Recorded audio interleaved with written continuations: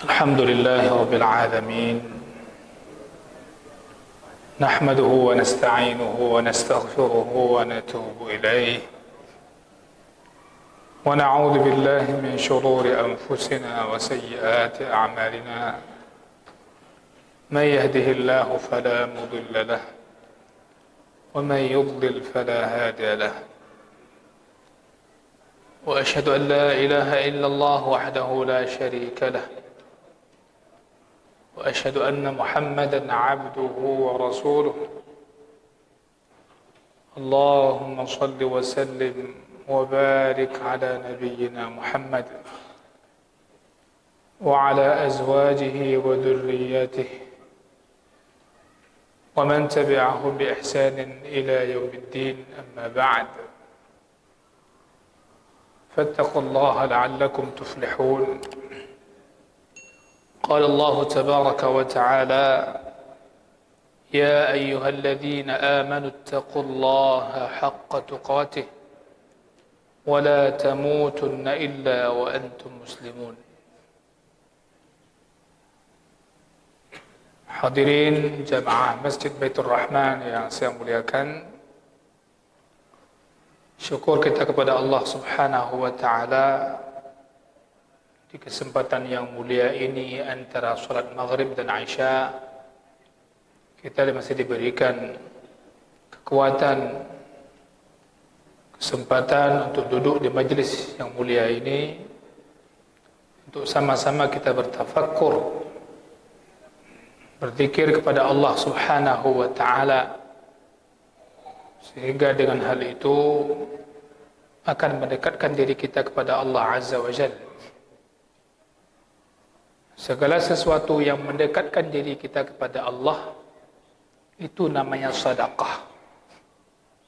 Sedekah adalah segala sesuatu yang mendekatkan diri kita kepada Allah Azza wa Jalla walaupun bukan berupa harta. Dalam hadis Nabi SAW disebutkan kita ini dengan sendi-sendi tulang yang Allah ciptakan dalam diri kita ini ada keharusan bersedekah setiap harinya sejak terbit matahari. Di antara bentuk sedekah adalah berbuat kebaikan, berbuat sesuatu yang ma'ruf, sifatnya melakukan ibadah kepada Allah Azza wa Jalla.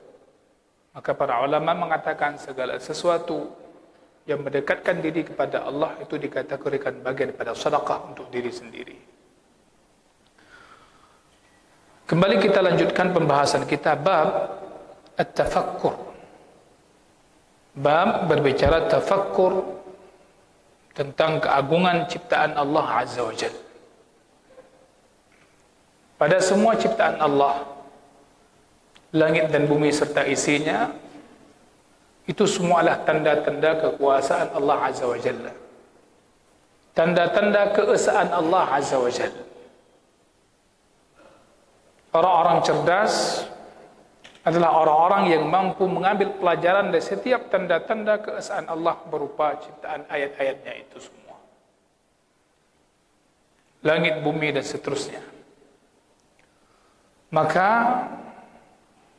kecerdasan seseorang dalam agama ini tidak dilihat IQ dia seperti apa.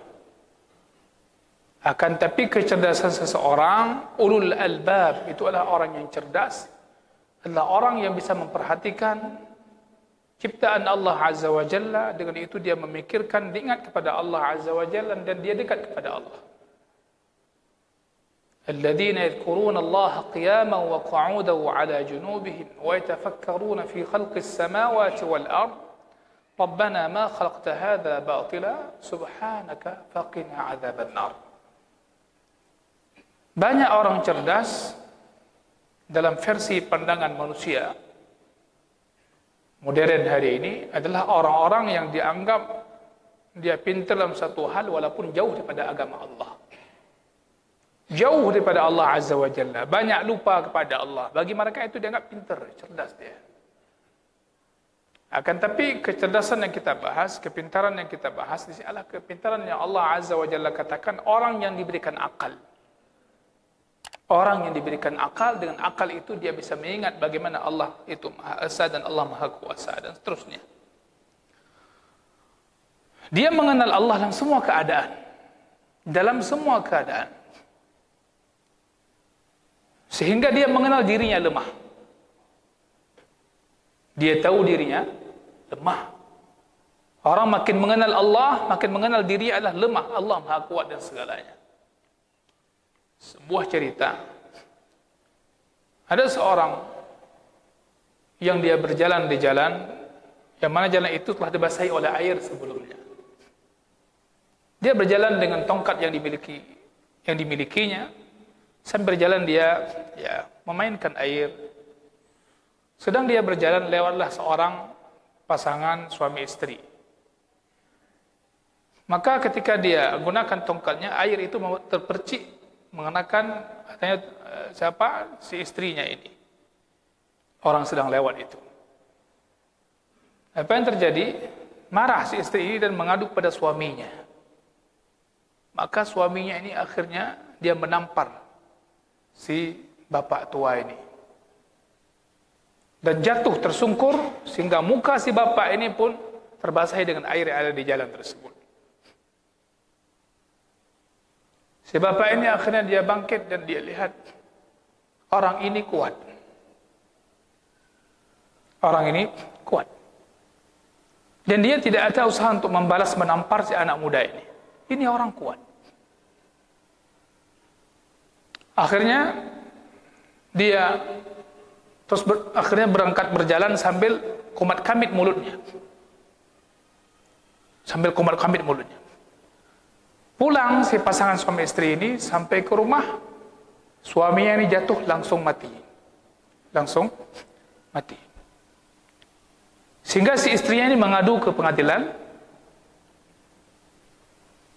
Sampai di pengadilan si hakim memanggil si bapak tua tadi. Karena si perempuan ini mengadu dengan mengatakan suaminya telah disihir oleh bapak tua tadi. Karena setelah dia dipukul, jatuh, dia bangkit, enggak membalas, kemudian kumat kamit mulutnya. Dipanggil ke pengadilan di depan hakim, ditanyakan, kamu telah diadukan oleh si perempuan ini bahwa kamu telah menyihir suaminya. Dengan kamu kumat kamit mulut kamu. Maka ditanyalah oleh si hakim ini, apa yang kamu ucapkan? Apa yang kamu lakukan? Dia mengatakan, aku tidak menyihir dan aku bukan tukang sihir. Yang aku lakukan adalah ketika dia menampar aku dan aku pun terjatuh di tanah dan terbasahi dengan air, aku melihat dia ini orang kuat. Si perempuan ini mengadu kepada suaminya, kuat. Dan aku melihat diriku ini lemah. Maka aku pun mengadu kepada yang maha kuat.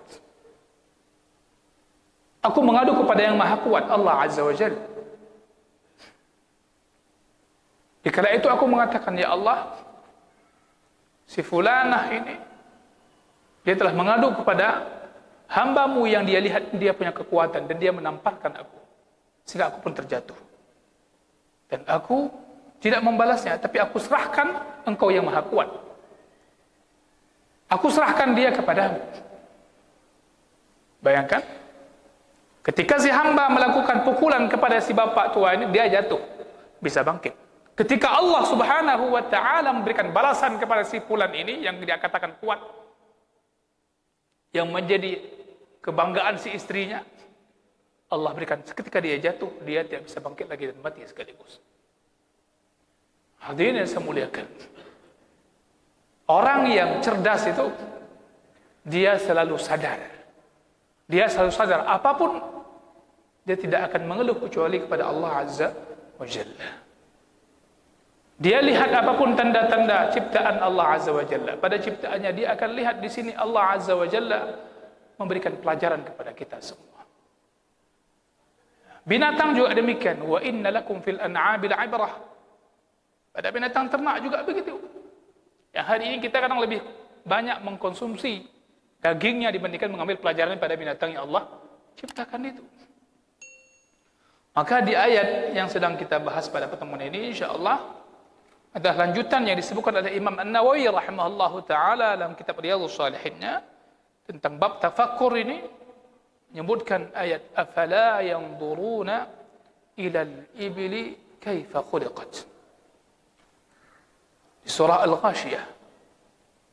Afala yanzuruna ila al-ibli kaifa khuliqat wa ila as-samai kaifa rufi'at. Apakah mereka tidak memperhatikan bagaimana unta itu telah diciptakan?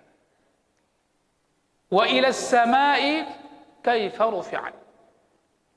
Langit bagaimana telah ditinggikan oleh Allah. Wa ila al-jibali kaifa nusibat. Gunung-gunung. Dan kita tidak asing dengan gunung, alhamdulillah. Kaifa nusibat. Berapa kali kita pernah bertafakkur, memikirkan bagaimana Allah tegakkan gunung-gunung itu, bukit-bukit itu. Wa ilal ardi kaifa sutihat. Bumi yang hari ini kita berjalan di atasnya, bagaimana Allah hamparkan. 4 hal di surah Al-Ghashiyah. Sebelumnya ayat ini di surah Al-Ghashiyah, Allah Subhanahu wa taala menyebutkan kepada kita tentang keadaan hari kiamat. Bagaimana dahsyatnya keadaan hari kiamat dan orang-orang yang menyekutukan Allah di hari kiamat. Orang-orang yang jahat ketika di dunia, balasannya Allah berikan kepada mereka di hari kiamat. Allah ingatkan mereka untuk memperhatikan bagaimana keesaan Allah itu bisa dilihat pada ciptaannya. Apakah mereka belum juga bisa memahaminya? Hal ini yang hendak kita pikirkan dan disuruh ingatkan orang sampai hari kiamat. Maka ulama mengatakan Allah menyebutkan di sini afala yanzurun fi'il mudhari'. Yufidu at-tajaddud. Terus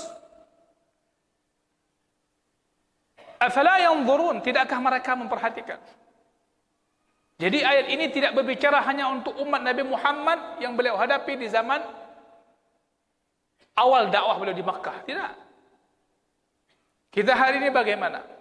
Maka di antara sunnah Rasulullah sallallahu alaihi wasallam setiap Jumatnya sering, bukan setiap Jumatnya tidak pernah beliau ganti surah, itu ada.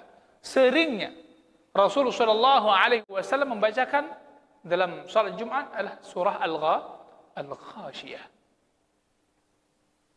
Kita sudah berapa kali Bapak Ibu sekalian, terutama Bapak, salat Jumat. Sejak kita awal salat Jumat sampai hari ini, sampai besoknya lagi insya-Allah. Sudah berapa paham kita tentang surah itu? Yang imam sering mengucapkannya, membacakannya di salat-salat mereka. Dan kita menjadi makmum orang yang mendengarkannya. Afala yanzuruna ila al-ibli kaifa khuliqat wa ila as-samai kaifa rufi'at. وإلى الجبال كيف نصبت وإلى الأرض كيف سطحت. Kalau masih belum kita paham, saatnya sekarang kita mesti memahami itu. Saatnya kita memahami itu. Sudah berapa Jumat kita sholat Bapak sekalian? Berapa sering kita dengar surah ini dibacakan? Sebelum kita berbicara tafakkur ciptaan Allah, tafakkur alam yang Allah berikan, ayat yang memerintah kita untuk bertafakkur ini berapa kali pernah kita pahami dan kita pelajari? Kesungguhan kita sejauh mana untuk memahami itu? Ini tauhid. Ini tauhid. Tidak ada referensi lain yang Rasulullah SAW gunakan ketika mengajarkan tauhid kepada umat sejak awal, melainkan wahyu Allah berupa Al-Quranul Karim. Hadirin berbahagia. Afala yanzuruna ila al-ibli kaifa khuliqat. Afala yanzurun, ini merupakan anjuran, dorongan untuk kita memperhatikan 4 perkara tadi. Yang pertama, al-ibil ila al-ibli kaifa khuliqat. Bagaimana Allah Subhanahu wa taala menciptakan unta ini. Mari kita renungkan bagaimana Allah Subhanahu wa taala telah menciptakan unta dengan bentuk fisik yang besar itu, yang dia mampu membawa barang beban-beban yang berat. Allah sebutkan di surah An-Nahl ayat 7 tentang unta yang dia memiliki kekuatan mampu membawa beban yang berat yang kamu sendiri tidak mampu membawanya untuk sampai ke satu negeri. Dan ini kehidupan orang terdahulu sampai hari ini mereka masih gunakan unta itu, sejumlah di daerah-daerah dalam mereka gunakan itu. Terlebih dulu pedagang dari Makkah ke Syam, itu kan negeri yang jauh. Apa kata Allah di surah An-Nahl? Wa tahmilu athqalakum ila baladin lam takunu balighihi illa bisyiqqil anfus. Unta yang Allah ciptakan itu, yang kamu melihatnya, bahkan kamu mengambil manfaat darinya. Di antara manfaatnya dia mampu membawa beban-bebanmu kepada satu negeri yang kamu tidak mampu bahkan membawanya kecuali dengan bersusah payah. Berbicara unta, banyak para pakar sudah meneliti apa kelebihan unta. Kenapa Allah Subhanahu wa taala sebutkan unta? Bahkan disebutkan unta sebelum disebutkan tentang langit. Afala yanzuruna ila al-ibili kaifa khuliqat. Baru setelah itu wa ila as-sama'i kaifa rufi'at. Azim. Hadirin berbahagia. Maka ciptaan Allah Subhanahu wa taala pada unta ini banyak sekali keajaiban. Pada kekuatannya, pada kesabarannya. Sabar bagaimana? Dia sabar menahan haus. Dia sabar tidak minum air dalam waktu yang lama. Dia punya kekuatan di situ. Dia dikatakan oleh para ahli, kalau dia makan makanannya berupa makanan yang sifatnya basah-basah, ya, rumputan mungkin, dia mampu tidak minum selama 60 hari. 60 hari. Kalau hari kita bicara kendaraan yang sangat hemat BBM-nya, dia adalah kendaraan zaman terdahulu yang sangat hebat BBM-nya juga. Ya. Anak ajab ini tidak sebentar-bentar minum, enggak. Tapi kalau dia makan yang sifatnya tidak banyak basah-basahnya, dia mampu menahan lebih pada 15 hari. Sekali minum, dia itu bisa mencapai ratusan liter.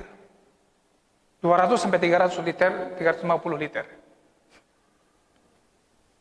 Nyanti gajab iya. Silakan dibaca lagi bagaimana unta Allah ciptakan. Maka dia punya kekuatan di situ. Kemudian musim panas. Bagaimana panasnya negeri Arab? Dia mampu hidup di padang pasir. Mampu menempuh perjalanan jauh. Bahkan dia mampu hidup di padang pasir dalam suasana yang sangat panas. Unta. Begitu juga susu yang dimilikinya. Susunya ini, kata para peneliti, dia berbeda dengan susu binatang lain dari sisi banyaknya manfaatnya. Nah, orang kita kan jemaah haji kalau umrah, kalau unta yang ingatkan susunya sama selfie-nya, Pak. Susunya. Dan kalau kita ke tempat unta, pasti dibawa ke padang pasir. Biasanya jemaah paling sering dibawa ke daerah Hudaybiyah. Ya, dari Mekah, saya paling sering ke daerah Hudaybiyah. Sambil jalan ke museumnya. Susunya ini manfaatnya bukan hanya untuk sekedar orang sekadar minum menghilangkan haus. Lebih banyak sekali kelebihan-kelebihannya. Kemudian dia menjadi kendaraan bukan hanya sekadar untuk bawa barang, bahkan menjadi kendaraan bagi orang yang melakukan perjalanan. Begitu juga dengan albaniha wa abwaliha, dengan air